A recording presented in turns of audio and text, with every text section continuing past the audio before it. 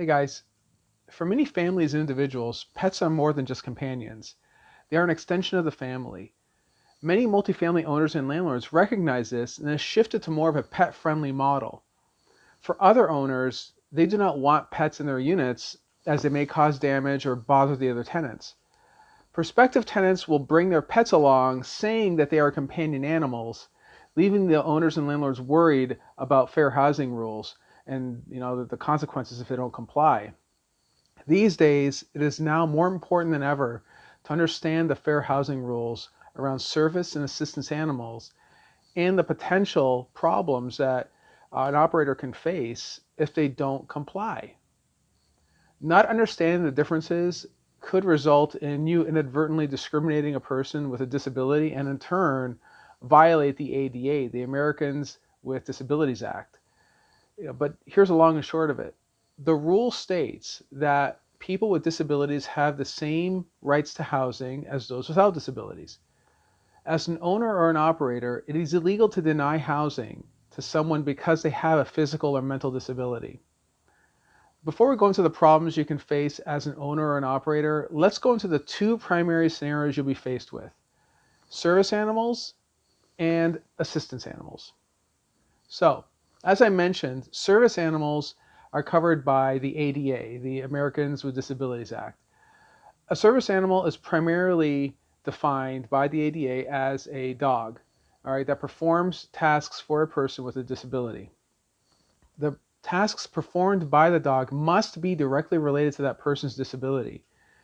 The important thing to note here is that there is no proof required by the tenant that the dog has been trained or even registered with the government. That you are not allowed to set up a designated unit for the tenant with service animals out of consideration for the other tenants, as they need to be in the same opportunity, need to have the same opportunity to be in any unit for any person without disabilities. So this means no pet-friendly units. You're also not allowed to charge pet rent or any fees or anything else like that either. Now, like I said before, it is illegal for you to deny housing, even if you have a no pet rule, to someone that has a service animal. Assistance animals are just a little different. They are not covered by the ADA, rather they're covered by the Fair Housing Act. An assistance animal may be a service animal for someone that needs emotional support to eliminate or alleviate their disability. So unlike the ADA that limits service animals to dogs, an assistance animal can be just about any animal within reason. So there have been people that say that their alligators, their skunks, and even their donkeys are assistance animals. It's worth noting that there is no restriction on dog breeds either. Like the ADA, assistance animals do not need to be trained, as they may be helping that person cope with conditions such as anxiety. Any potential tenant that does not have an obvious disability and is seeking to have their assistance animal in the unit would make a formal request to you as the owner. You're able to ask the person two questions about their request: if they have the disability and if there's a need for the animal. Now, definitely rope in your attorney here, because if your attorney determines that there is an accommodation request for an assistance animal to be this legitimate, then it cannot be treated as a pet. This means you cannot charge a pet deposit or even charge a pet rent or anything like that. Now, you may think a new or existing tenant may be trying to get around your no pet rule and their pet fees. What do you do when they say they want an accommodation, but they don't appear to have a disability? To avoid any trouble, you need to follow the HUD guidelines.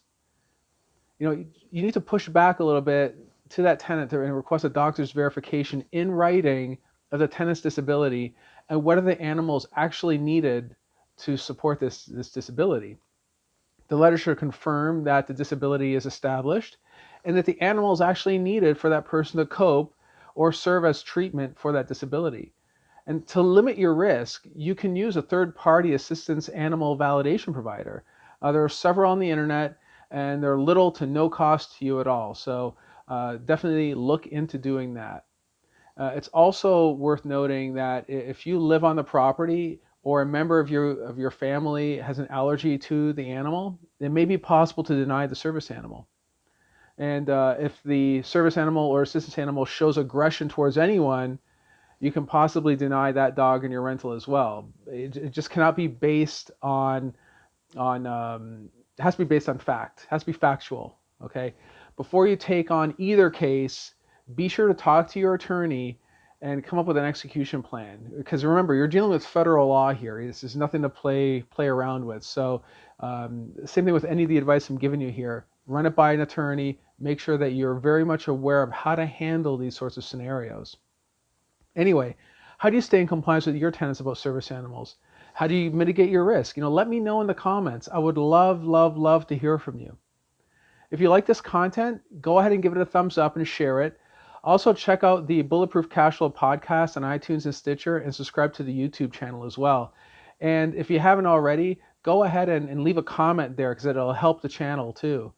We're working on getting new content out to you guys every day to help you build success in the world of multifamily, and want you to be great. So go ahead and do that, guys. Be great. Talk to you soon. Bye.